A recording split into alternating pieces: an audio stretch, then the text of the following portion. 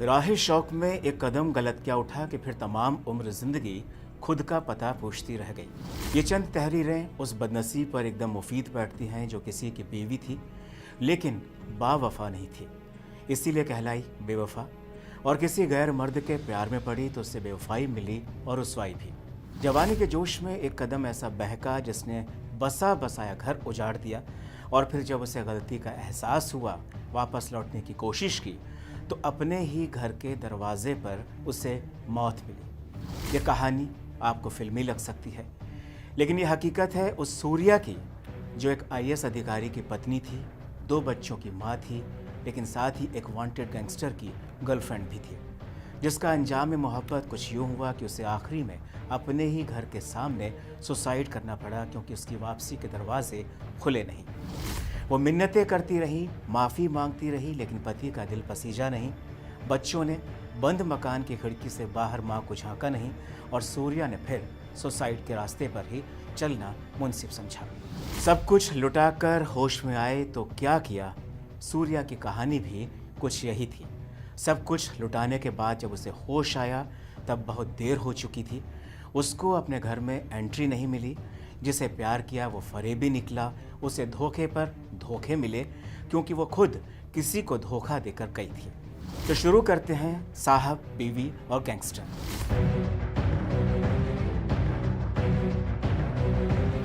कहानी उस सूर्या की जो दुनिया से रुखसत हो गई, लेकिन पीछे छोड़ गई एक हेट स्टोरी। आज से 20 साल पहले सूर्या ने गुजरात कैडर के एक आईएएस अफसर रंजीत कुमार से शादी की थी। जीवन अच्छा खासा चल रहा था, हैप्पी मैरिड लाइफ थी, अरेंज मैरिज हुई थी, सारे सुख मिल रहे थे, पैसों की कोई कमी नहीं थी, सुकून था ज़िंदगी में, 2 बच्चे थे, भरा पूरा परिवार था। कह सकते हैं कि सब कुछ था, लेकिन कहते हैं कि नियति को मंजूर कुछ और ही होता है। सूर्या के साथ भी यही कुछ होना बाकी था। अचानक सूर्या और रंजीत कुमार के रिश्तों में तल्खी आने लगी। दोनों के बीच झगड़े होने लगे, क्योंकि सूर्या की ज़िंदगी में कोई और सपनों का राजकुमार नहीं बल्कि राजा आ चुका था।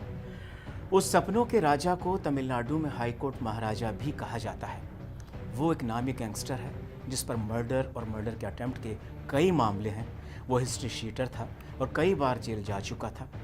उस गैंगस्टर से सूर्या के रिलेशन बन गए, और फिर सूर्या ने एक दिन राजा के लिए अपना बसा बसाया घर ही छोड़ दिया, अपने बच्चों को छोड़ दिया, अपने पति को छोड़ दिया, और वो राजा के साथ चली गई। सूर्या के पति रंजीत कुमार की गुजरात में पोस्टिंग थी। गुजरात में पोस्टिंग से पहले रंजीत कुमार तमिलनाडु में नौकरी किया करते थे, और वहीं से उन्होंने सिविल सर्विस का एग्ज़ाम क्रैक किया था।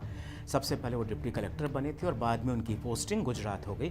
तब वो परिवार के साथ गुजरात आ गए, लेकिन उनकी पत्नी सूर्या अपना अतीत और वर्तमान तमिलनाडु में नहीं छोड़ सकी। वो अपने साथ ही राजा और अपने अवैध रिश्तों को भी गुजरात के घर तक साथ ले आई। आईएएस पति का घर छोड़कर जाने के बाद सूर्या राजा के साथ 9 महीनों तक बहुत लग्जरी में रही, लेकिन उसे आने वाले तूफान का पता नहीं था। उसे नहीं मालूम था कि राजा एक वांटेड क्रिमिनल है। उसे नहीं मालूम था कि राजा की नज़र उसकी प्रॉपर्टी पर है। सूर्या के पास काफ़ी प्रॉपर्टी थी, काफ़ी पैसा था, और राजा ने सूर्या की कुछ प्रॉपर्टी इन 9 महीनों के दरमियान बिकवा दी थी और कहा कि दोनों मिलकर बिजनेस करेंगे। दरअसल गैंगस्टर राजा की नज़र शुरुआत से ही सूर्या की प्रॉपर्टी पर थी, और उसी को बेचकर वो एक सैलून खोलना चाहता था, और इसके लिए उसने एक फाइनेंसर राजलक्ष्मी से भारी भरकम ब्याज पर 75 लाख रुपए भी ले लिए थे। उसका ब्याज सूर्या ही चुकाती थी, लेकिन सूर्या पर असली बिजली तब गिरी जब एक मर्डर के मामले में राजा गिरफ्तार हो गया।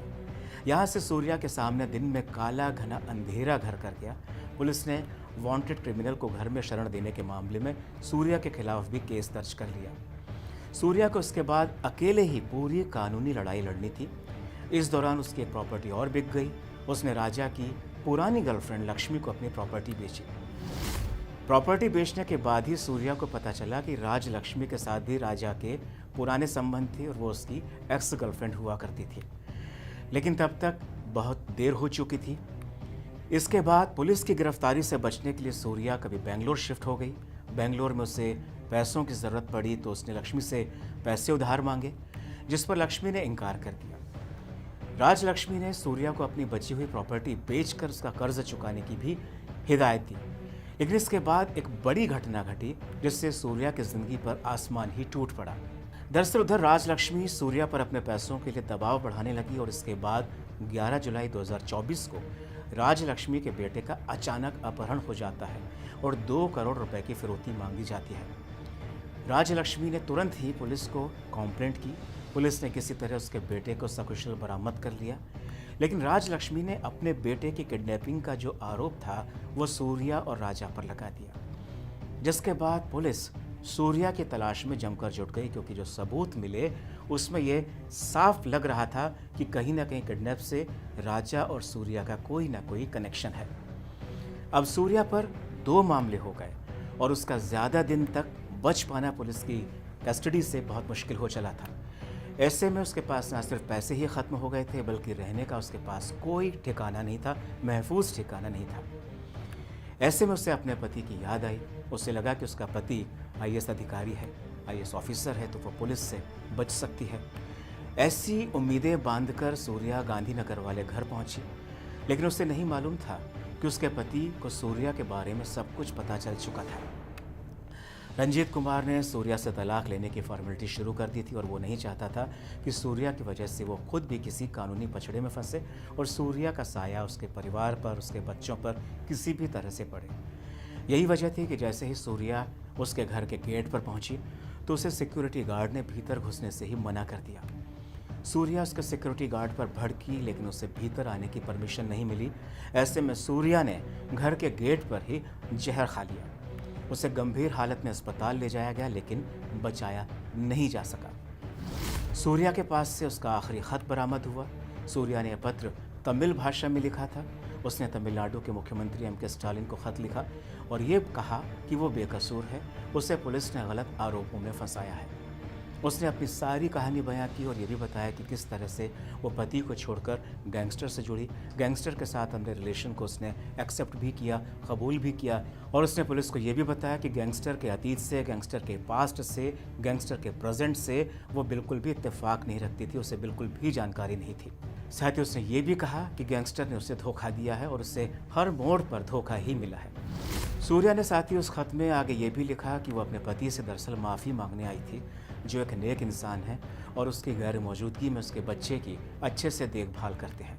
बड़ा सवाल यह है कि एक वो महिला जिसका पति आईएएस अफसर हो, जिसके 2 बच्चे हों, एक बेटा एक बेटी हो, उसे एक्स्ट्रा मैरिटल अफेयर की ज़रूरत कैसे पड़ गई। सूर्या ने अपने बसे बसाए घर को उजाड़ दिया, एक साथ कई जिंदगियां बर्बाद की और जब आखिरी में उसे होश आया तब तक कारवां पूरी तरह से लुट चुका था। तभी कहा जाता है कि अवैध संबंधों का अंत बेहद ही दुखदायी होता है।